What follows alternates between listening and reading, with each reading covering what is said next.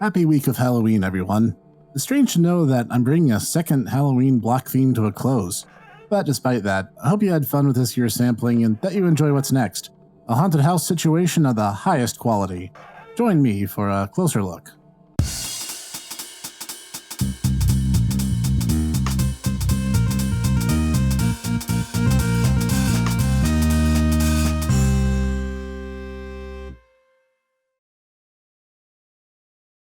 Greetings, everyone. I am the Hipster Snek, bringing to you this fine week of Halloween a special bit of N-D-X-Cellence with Spooky's Jumpscare Mansion. Originally released as Spooky's House of Jumpscares in 2014, and getting a name change later on due to legalese too stupid to cover here, the effort credited to Akuma Kira and AMG Shina on the Game Maker engine. Specifically, we'll actually be looking at the HD Renovation version, which launched in 2017, with higher-res graphics, VR compatibility, and built on the Unity engine. Links to both Steam pages provided in the description. This game is the perfect answer for those of us who either don't live near any haunted house attractions, or who just don't like the accompanying crowds and lines. So, let's dive on in. The story begins with an urban legend about a mansion atop a hill nearby the player's home, where they hear about multiple disappearances and rumors of dark goings-on. Because their proclivity towards local history, the protag travels to the mansion, only to be greeted by its owner, Spooky. Spooky is a little ghost girl with a sardonic sense of humor and a lot of passive aggression to work out, and she will welcome you to the game and meet you at certain landmarks between the first and 1000th final room within. Thus, we are set loose into the game proper. Yeah, it really is that simple. Though a lot of the game's lore lies hidden in messages left behind by those who ventured these hallways before we did. But that's for you to find on your own. To start, the game looks great. For a small team, the entire game reeks of atmosphere, helped considerably by the fact that the team behind Spooky is obviously comprised of horror junkies, with references to Resident Evil, Silent Hill, Clock Tower, and even some playful ribbing at Five Nights at Freddy's. You know you're in good hands. Not only are there tons of different types of rooms to explore, due to the game's procedural generation of each, but also the different themes, elements, combined with a couple fixed set rooms mixed into the batch, it makes for an aesthetically varied experience even for returning players. There are a bunch of different themes, from mansion decor to dungeons to high-tech labs to sewers and beyond. There is no want for varied locales. The enemies in particular are a treat to see, especially now the better part of them are rendered in full 3D models, ranging from the truly terrifying to the goofy to the surreal to Endless Mode's parade of weirdos. It's just a great time had by all. And the music in the game is good, if you pay any attention to it at all. Mostly ambient until a chase begins, whereupon a unique chase track will cue. And while they're pretty good, I actually find the names of the soundtrack more interesting than the music they're tied to, with names like Gummy Worms with Gummy Bear Heads, my personal favorite, or Writhing Sneezes and Unknown Hug. It really makes one curious to pry for more information about each. This is all because, well, the game has ways of making you drop your guard, and so while the songs trigger, it sort of creates the old fight-or-flight scenario tension. And since the only method by which you'll even attempt to fight back, some of the times, is with a clumsy axe, discretion is the only part of valor worth a mention.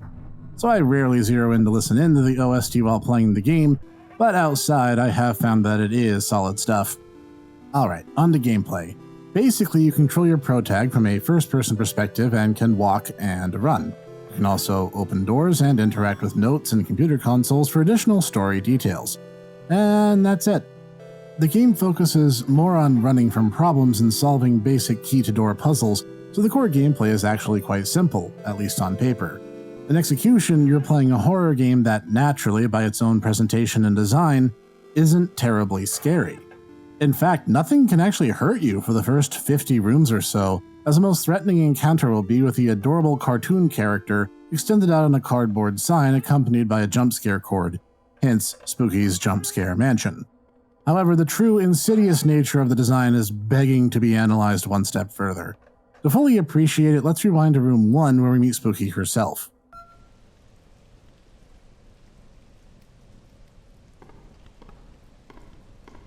Hello, I am Spooky.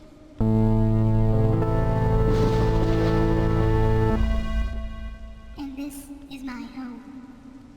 Can you, humble player, make it through 1,000 rooms? Can you find what lies at the end? Or is there even in? I don't really know. Anyway, just go.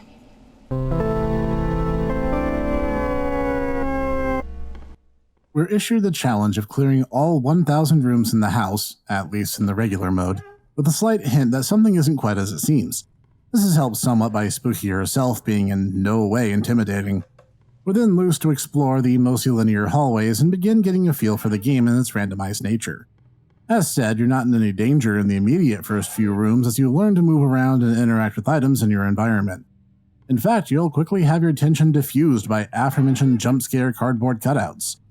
But then the game will pull a dirty trick on you and actually endanger you. With one of its numbered specimens, monsters who have different tricks and techniques to mess with you as you flee to the next subsequent rooms in hopes of getting enough space put between the two of you to make them give up their pursuit. Going from a dark comedy style of writing to a macabre poem spelling out in no uncertain terms the dangers of that inky ghost hot on your six completely destroys the sense of comfort and ease a player might have built up for themselves. No matter how big a distance you clear moving through the doors, your only means of progression, will set the chasing specimen to only be a certain amount of time behind you. And this doesn't happen just the one time, either. In fact, this will happen over 13 times. The worst part is they all come at you in completely different and increasingly freaky ways. Starting with the rather mundane but still trusty standby of spawning behind you while you read a note that alludes to your impending peril, to holes in the ceiling that it can drop out of any time it likes, to even bursting out of the corpse of a completely different monster in order to drop in on you. It never stops getting the adrenaline running either because it still causes my little Snek heart to leap into the back of my throat every time. And since barring just a few exceptions, once you encounter a specimen, they are considered loosed within the mansion and can pick up their chase of you unexpectedly in a later time, forcing you back into panic mode without the benefit of an atmospheric set encounter room to tip you off to their presence. Thank goodness stamina refills to full automatically every time you enter a door. It makes these chase sequences much more manageable, especially as you can only outright run for a fairly short length of time in one burst. That's why it becomes important to manage that stamina bar that you have to greatest effect, oftentimes sprinting in bursts and letting it build up to avoid running out completely. If there's anything to be improved upon, maybe the game could use a check for if a particular monster is chasing you overly much. Because during a run of the game I had the weird spider centipede monster chase me at almost every opening, and it got a little samey when I kept noticing his burrows in the ceiling and then cue me running full sprint for a dozen or so rooms until he gave up for a bit. And it was almost always him, over and over again. Sure, Green Ghost Man popped up on occasion, and I think the Japanese Ghost Girl came for a visit from time to time, but it was almost always the Spider-Pede. So either that needs an adjustment, or I just have really crummy luck. Second, the puppet should just be removed from the game in its entirety. There is no adversary in the game that is so frustrating and counterintuitive to deal with than him. He's the only specimen who forces the player to completely renegotiate how they navigate levels, because he can only move when you aren't looking at him, and his teleport attack is too reliably accurate, and you don't really get the option of fighting back unlike some other specimens. Due to the short frame of time he can strike in, trying to even negate him with the axe is too risky, and it only will slow him down for one room at a time. He's not even scary, he's just mechanically frustrating to deal with, and he feels completely counter to every mechanic in the game. Alright, with that little rant out of my system, the game on the whole is still an immensely entertaining exercise in dark comedy mixed with good levels of tension. Even the axe, which gives you some ability to fight back in some cases, is small comfort, and the game establishes a pretty consistent power dynamic where keeping on the move is both the means to progress and means to deal with most enemies you'll encounter. It creates a fluid and mostly intuitive game feel and flow which lends itself to being a really truly exciting and fun game from start to finish. To put it in less pretentious terms, the game is incredibly fun and you owe it to yourselves to play it if you haven't already. The HD Renovation comes with all prior DLC bundles, namely that of Karamari Hospital, and an endless mode to put your skills to the test. It's fun, it's dark, it's funny, it's scary, all wrapped up in one, and that's why it was chosen for this year's Haunted House attraction and the finale of our Halloween block. And that's the final word on this bit of N-D-X-Cellence. This has been the Spooky Snek. If you liked today's episode, tap the like button to let me know. If you want more like this each week, tap the subscribe and bell icon so you'll never miss a one. Leave a comment down below telling me which of the specimens was your favorite.